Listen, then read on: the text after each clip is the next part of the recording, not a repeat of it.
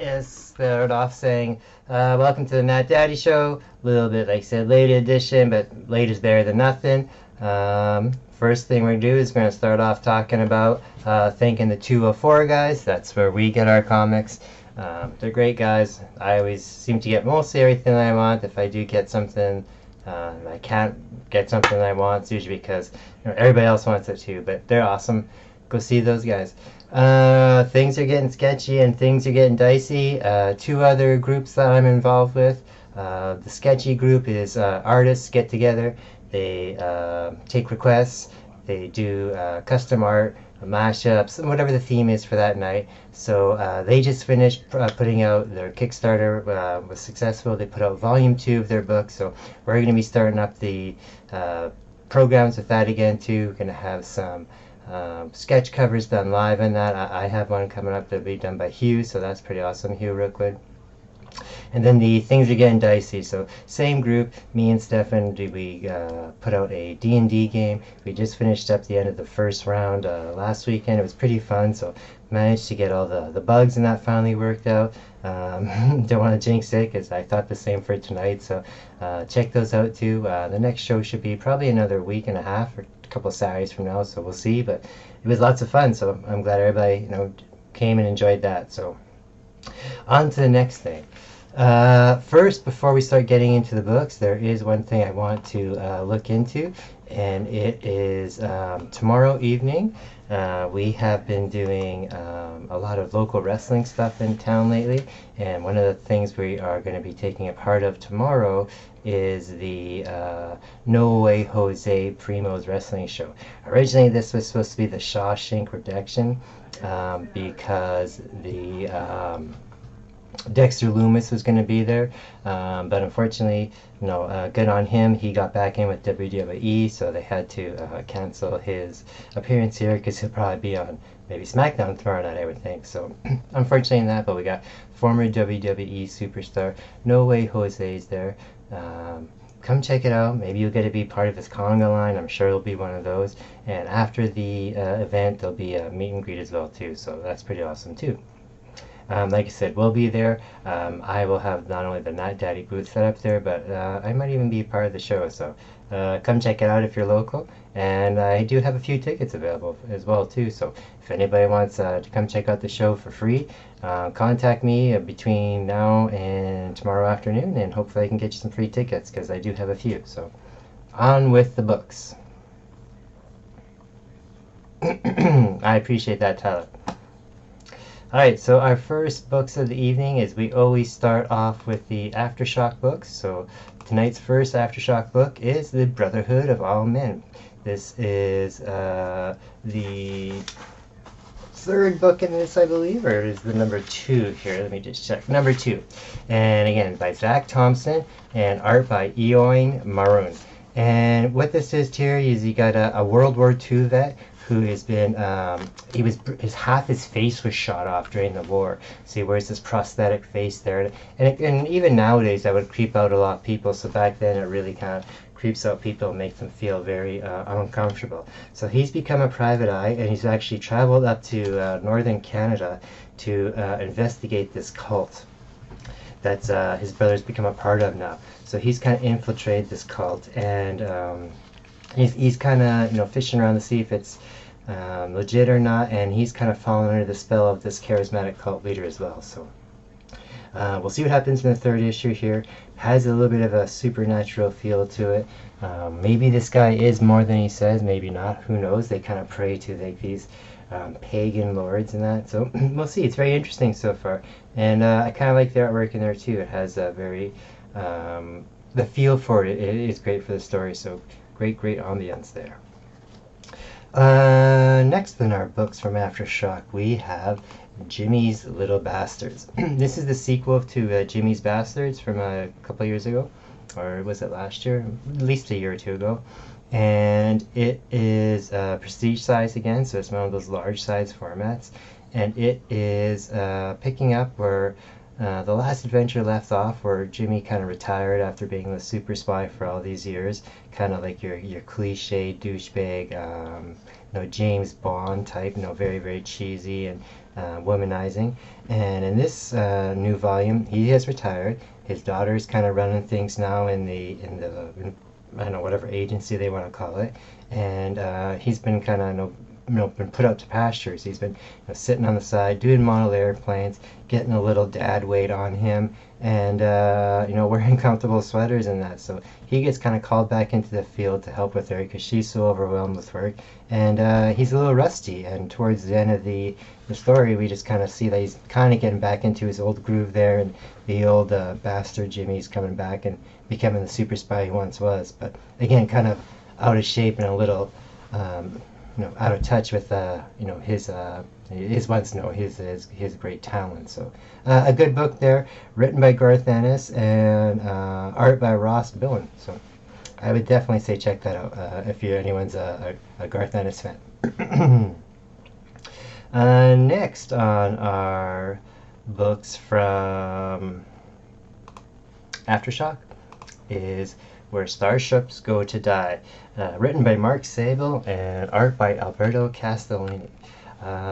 I've enjoyed all three of these books so far. The art in here is kind of clean, very works well for the kind of sci-fi horror effect going on here. You have a deep sea salvage team that is supposedly run by the longtime descendant granddaughter of Captain Nemo, and they're looking for what is referred to as the Nautilus, which is one of the first kind of spaceships that man has sent out into space, and when they come back and they know where to land them, they crash them into this one area.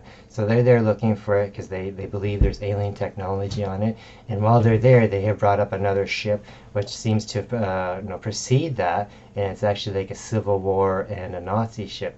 So they brought it up, they've opened it up, and they have found that there is a life form in there that is most likely alien, and now is kind of taking over the crew in that, while they're still looking for this other alien ship, and they're being attacked by other country powers out there like China and the US, because they're trying to sink them and get the ships themselves. So pretty cool if you are like a sci-fi horror fan, and we'll see where it goes. It does kind of have like that Thing or that Aliens type of feel to it, so good sci-fi horror.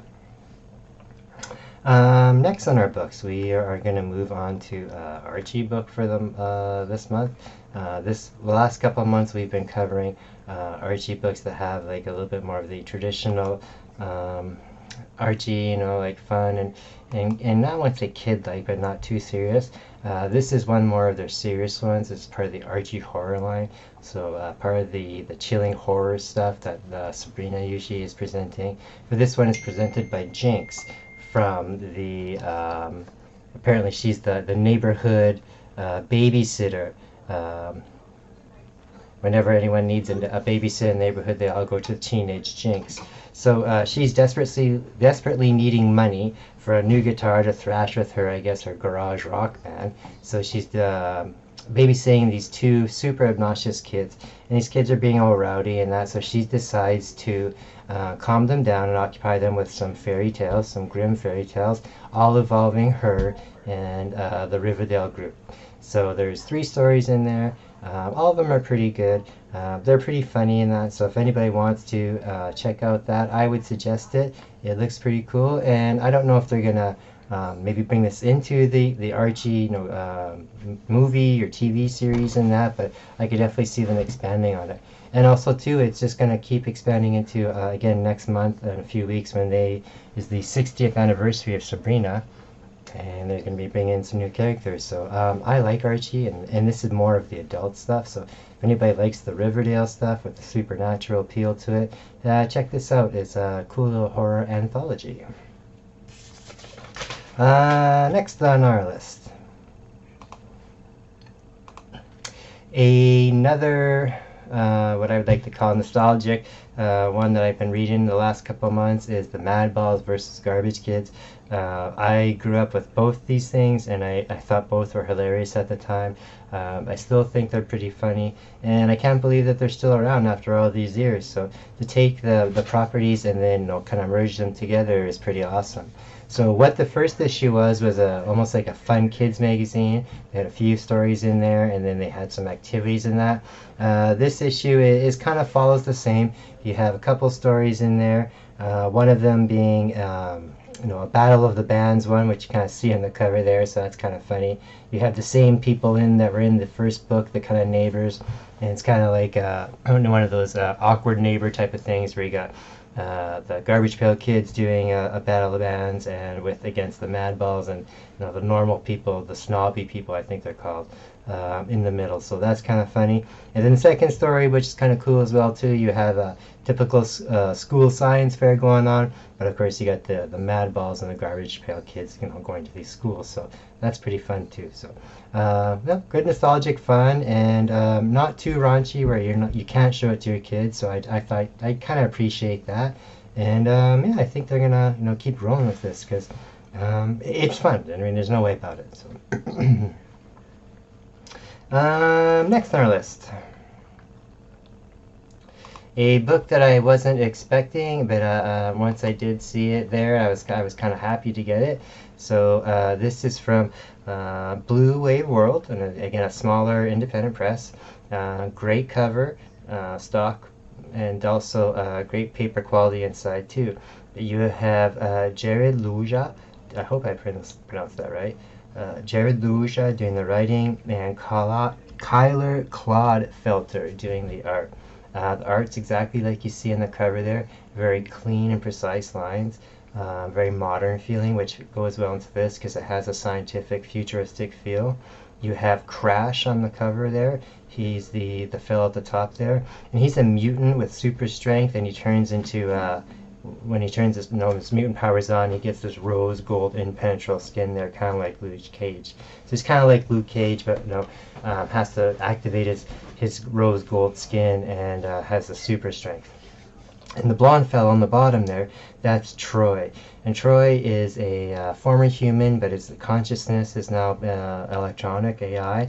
So he kind of just body jumps from any kind of technology, and also into he has kind of like extra bodies stashed all around the universe apparently as well too. So these guys kind of buddy up as a buddy team, and they do jobs like they're kind of Guardians of the Galaxy. So they rescue people or they retrieve things. So kind of fun that way. They end up in this story doing a rescue job for somebody, but they end up rescuing type of a bad guy. So a higher authority has kind of captured and arrested the Crasher and Troy, and kind of let them redeem and make up their mistakes. But also at the same time, if they don't, they will be they kind of will be penalized, kind of like the collar around the neck that we see pretty common nowadays with suicides going on that. So that's fun, a lot of comedy in there, and I was very surprised, and I think a lot of people should check it out. It's a good book. Next on our list, we have a pretty awesome book here. It is, let me just find it here. Well, it's kind of special, but I will have I have the author of the book here who can introduce it. So Hey, here we go. I am Kelly Williams, the artist on the new book, The Life and Death of the Brave Captain Suave, out from Scout Comics. Written by Joe Sorecki and lettered by Taylor Esposito. It's a sort of a modern retelling of Don Quixote, and but instead of being the fantasy of being a knight, it's he thinks he's a golden age superhero.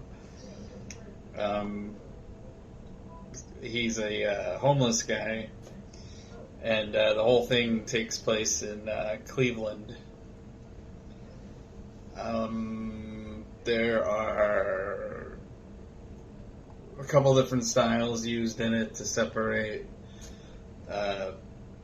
fantasy from reality. The reality stuff's like painted, traditional watercolor stuff, and the fantasy's colored. digitally, so it has more of a classic comic feel to it. Um, it's a 5-issue series, or yeah, it's a 5-issue series. It's good. It's good. You should check it out. It's interesting. Thanks. Kelly's a friend of the channel. We've talked in the past, and that we've known through this guys getting a sketchy group. I got some artwork for him. I like his work. He does pretty cool stuff. So when I saw he had a book coming out a couple of weeks ago, I made a mental note that when the show we were going to review it, that I'd reach out to him quickly, and he was nice enough to provide us with a nice little intro there. So I hope you guys like that little bit of bonus content, because Kelly's pretty cool, and this is a pretty cool book here. We got the life and death of the great, the brave Captain Suave. And it's kind of like Kelly said there, it's kind of like a modern telling of Don Quixote. You got Kelly doing the art there, and you got Joseph Saracki doing the story. And also, like Kelly mentioned there, you got a few different kind of forms of artwork going on here. You have some of the kind of the pop art, the dot matrix type artwork going on, and then you have some kind of more painted watercolor stuff. And again, you got a kind of two different kind of I won't say alternative lifestyles going on, but you got two different mind frames going on. You got this kind of homeless guy, which is, he seems to be a homeless, but he's running around thinking he's a superhero. We see this Captain Suave, but when he sees it, he's actually like the real hero. He's doing all these real performances and that. So he ends up befriending another kind of homeless dude and sees him as a sidekick, but it's just another guy that's kind of running around with him for the day, and that's pretty fun in that. Whether it's real or not, we don't know. Whether this guy was a hero in the past, again, we don't know. It's kind of these almost like the Fisher King type thing. Like, is this guy real? Is it not real? Is it stories? Is he just crazy or not? Kind of like we have seen with the Maze book with Jeff Lemire, or with Parasomnia with Andre Moody. So really fun book. Again, Kelly Williams killed the art on here, so I definitely suggest going to get all this, because one, it's a great story, it's funny. Two, the story is very entertaining. And three, awesome artwork by one of our fellow Getting Sketchy Metchers, Kelly Williams. The artwork we have from him is a cool 8x10 Leatherface, Texas Chainsaw Massacre, so that's pretty awesome there. Next on our books list, on our indies, is Heart Eyes from Vault. Interesting book here. You got Dennis Hopeless doing the writing, and you got Victor Abanez doing the art. And we've seen a couple other books from Victor Abanez lately too, because when I was writing that down, I definitely remembered that.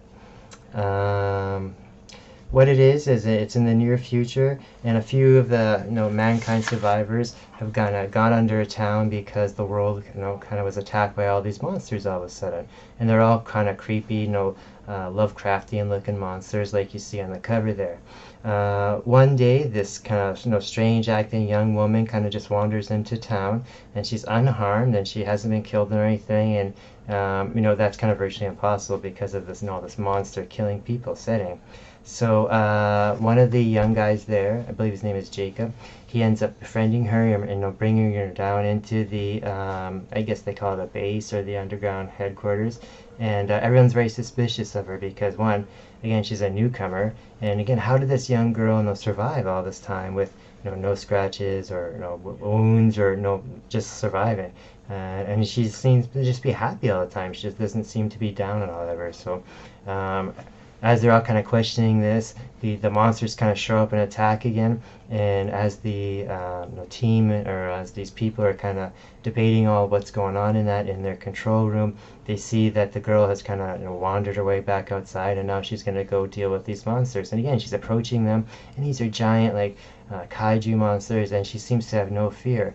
But as she gets to them, they seem to be kind of responding to her a little bit too. So is there, maybe she has some connection to them? Maybe she's some not really human. Maybe she's some kind of half human, half demon child and that. So who really knows? But even on the cover there, you can kind of see she's kind of sitting on this monster demon thing kind of just like it's almost like tamed her like a pet. So that's where I'm thinking she's going to be, some kind of like demon that can is not in cahoots with these monsters, but connected to them. How maybe her father is like the master of all demons or something like that. That's just me guessing, but that's what I'm thinking, and I enjoyed it. So Vault puts out some pretty good stuff. Let's see here. Next, I'm going to jump all around here, and I'm going to jump into an Avengers book from Marvel. So this isn't your regular Avengers. This is Avengers 1 Million BC, and it's from Jason Aaron and Kev Walker. And Jason Aaron was did one of the best Thor runs pretty much ever. That's where the Gore, the God Butcher, came out of, and where the Necrosword and that all came out of that run, and the King Thor, where he's the old man. So good background there. And then you got Dean White doing art. So again, the art was pretty good on here too. So this is what they call now the true story of Thor's birth. They've kind of gone and retconned it using these 1 million BC Marvel characters. It's kind of neat. I didn't necessarily hate it. I kind of like the idea of it. It shows Odin, how he wants to make the Phoenix there, his wife, and have children with her, but she kind of keeps rebuting him and doesn't want his advances. And Phoenix ends up convincing Mother Gaia to let her take the place in that to create Thor, and which happens. And during all this, there's a battle where all the 1 million Avengers BC get together and kind of have to save the Gaia while it's giving birth to Thor. And Thor is actually, baby Thor, as soon as he's born, gets injured, and Phoenix ends up flying him up into space and using all her Phoenix Force to heal him, and further solidifying him being Thor, the God of Thunder. And that's where they kind of leave it there. So we see now that's how the true way that Thor has been born now. And I'm sure after a few people read these stories in the next few days, there'll probably be a lot of haters in that. But I didn't mind it, so we'll see where it goes there. It's not like it went and changed a bunch of stuff like they've done in the past, where they've written things out, or completely done things 180, or just canceled things that didn't make sense, like Clone Sagas and that. So not too bad on their part for this. So, yay on Marvel for something, because very often it's not positive stuff that I like from Marvel coming out. Next on the Marvel train is the new Daredevil series. So again, this is only issue 2 of this new series, but again, Marvel doing their Marvel legacy. This is number 650 now. So not only was the first issue a plus size issue, we had to pay more. This issue as well, because Marvel likes to get their money that way. So again, it's still Chip Zdarsky writing this, and again, he's writing the new Batman, so that's pretty amazing. Hopefully, maybe that seems like maybe one day there'll be a crossover. I know we always say it's impossible that Marvel and DC will do a crossover, but things are getting less and less like that nowadays, because you got new management at DC, and money's money, so we'll see what happens there. So again, you got Chip Zdarsky doing that, you got Marco Checchetto doing the art. Great artwork always from Marco Checchetto. That's him on the cover there. Super detailed, great ink lines. I love his work. His action scenes are always awesome. So what's going on in here is that you got more of furthering of that character that showed up in the first issue there, this Goldie character. He seems to be a friend of Matt when he was in college with Foggy and that, so they seem to have this connection from that. But at the same time too, he seems to have these kind of these guardian angel powers, so he just kind of makes things happen with his will. So but he does this in a way that's very, very hurtful and detrimental to anyone around him. And he seems to be fixated with Daredevil, with Matt Murdock, where he wants to turn him into the best possible hero he can be, and he causes things to happen to either improve him or to just show how good he is, or because the voices tell him to do that, and on his trip to again make him this best hero he can be. So we see a little bit of that. We don't really know who's pulling whose strings in here. This guy definitely is supernatural and magical or some way, so Pretty awesome. I liked it. And then again, being a 650th issue here, you see a lot of different homages to former creators, different arcs, important moments of Daredevil, and at the end of the book, they also have a cover gallery for all 650 issues of Daredevil. So I like that too. So even though it is annoying that even though it's issue 2, it's the second issue in a row of a kind of anniversary where or a new issue or a new series where you have to pay extra for the large size.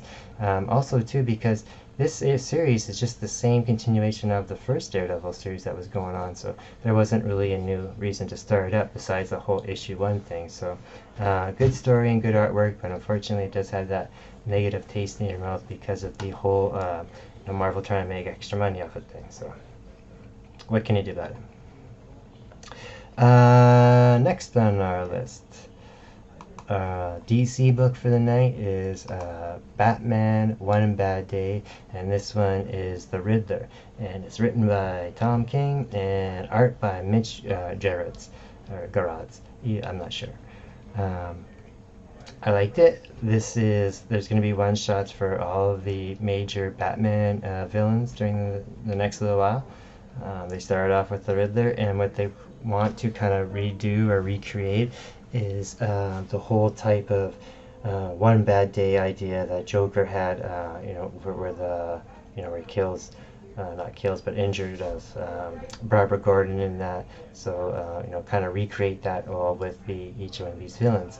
So this one here wasn't too bad. They're definitely trying to paint Riddler in a more dark and evil and less cartoony way, much like they did in the last Batman movie. So it was okay that way. I didn't mind it.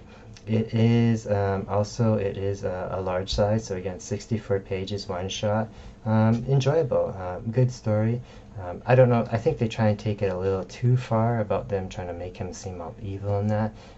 It is always a little enjoyable to have the Riddler kind of goofy in a sense, just when he's doing riddles. And, he doesn't have to be goofy all the time like Riddler in the Batman 66 series, but how he's been portrayed in the comics the last few years hasn't been too bad. So it was okay, but I don't think anything's ever going to kind of reproduce that whole Killing Joke book that came out originally. So, but not a bad one shot. So next on our list, we will jump down to from IDW. IDW has started to put out what they call IDW Originals, and they kind of have to do that now because they have lost all their properties. So G.I. Joe's ended there, or soon to be ended there. I don't know about Turtles and that, but Transformers is gone. They've lost a lot of stuff. Their Star Wars is gone, and all their Marvel stuff too. So they've started to work on and develop these what they call IDW Originals. And the first one in here, and there's another one in here as well later on. They're doing quite well. I think they've done 2 for 2 so far. This one here is, you got the creators by Scott Bryan Wilson and Liana Kanges. So what you got here is you got this lifelong fast food worker. I believe it's the Burger World or Burger Lord, and he's been working there for 15 plus years. And he plans this 8-store mini mall heist. All that goes on within his block there. He's been working on it for months now, kind of waiting. Has all the planning and all the details down packed, and he does it. And then as soon as he pulls it off, he ends up doing an interview for this new girl worker who used to work at a Burger World many years ago, and she seems to be kind of obsessed about it. And he finds out that she witnessed it all. So as soon as he finds that out, the cops come in and they kind of accuse him of it right away because he's not that smart. He smelled like pickled onions, and everybody could pick him out of right away. And then she kind of vouches for him right away, saying no, it wasn't. He was there working and that. So we don't really know what her motive is for that. And then at the end of the story too, we also find out that this satanic cult shows up, and they want what's their loot back that apparently got somehow was stolen during this heist. So I don't know if it was at like a pawn store or one of the other stores that got robbed, but apparently they have a magical satanic item that now is part of his loot. So he's got no kind of weirdness coming on from all fronts now, and hopefully he doesn't lose his job at Burger World as well on top of it. So I enjoyed this so far. I really did. So. Next on our list, I have a fun book here to read. It is Barbaric. So this is a new volume of Barbaric. There's been a 3-issue series before, which we quite enjoyed. It was one of our best reads of the year last year. And then there was a one-shot last month, which was nice as well too, introducing a new character. So this is a new volume. I'm guessing it's going to be a new 3-issue limited series. They seem to run like that. And what I have here is it's Owen, and he's continuing on with the sorcerer lady that he met in the first arc, and another person named Steele, who is someone that he's known from an earlier time in his life, and they have come across an orc lord that wants to get revenge on Owen and Steele, because they've had these encounters with him before Owen was even immortal with his magic axe there. The axe is probably the best part of these comics. This axe, as you can see on the cover there, it's this demon-possessed axe.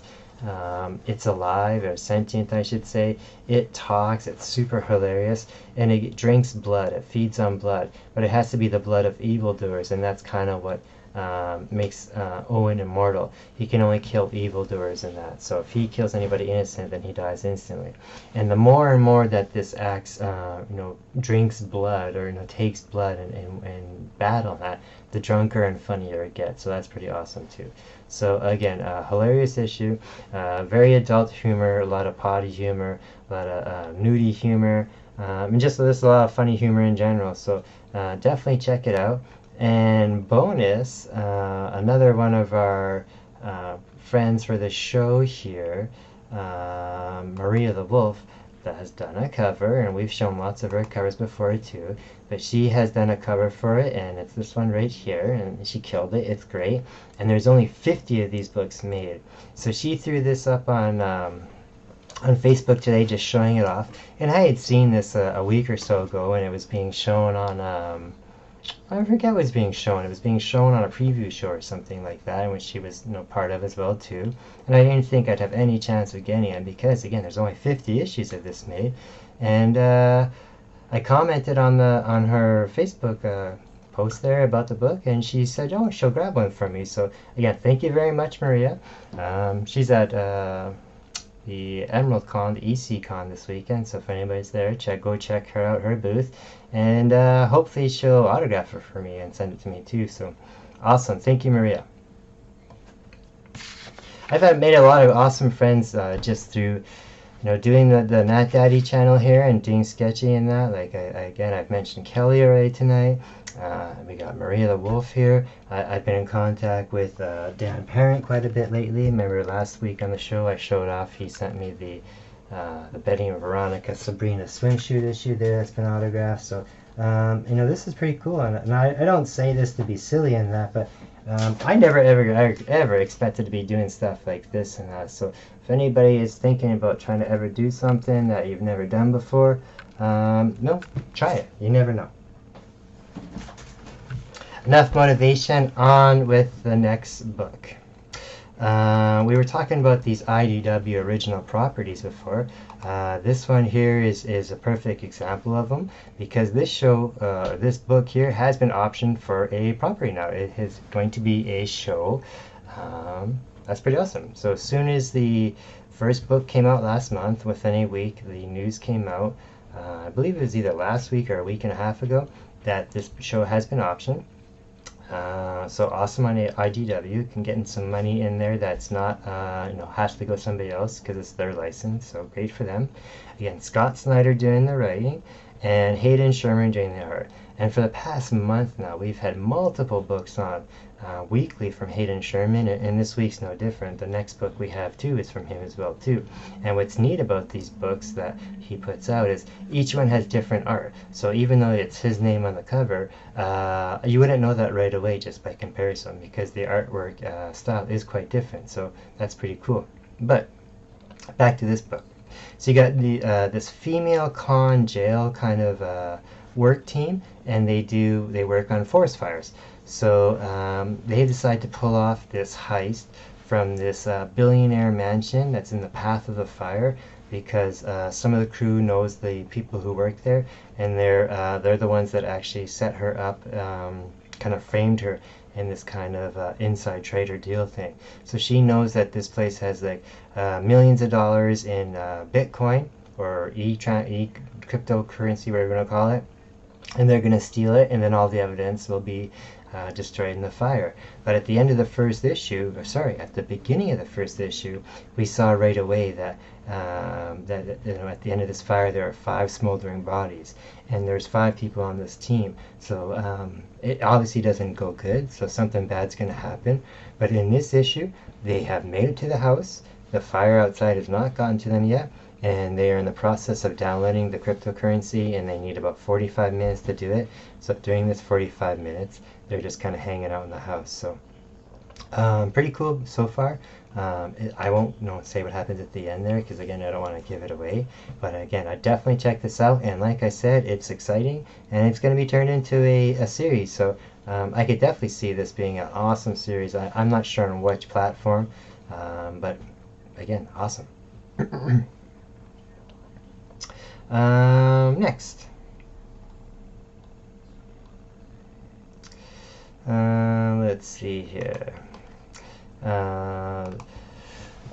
From Image, we have 20th Century Men, and this is written by Denise Camp, and the art is by S. Morin. I was looking forward going into this book because, again, before I had started reading it, I'd heard about this book, and quite a few different other reviewers were picking this as their book of the week.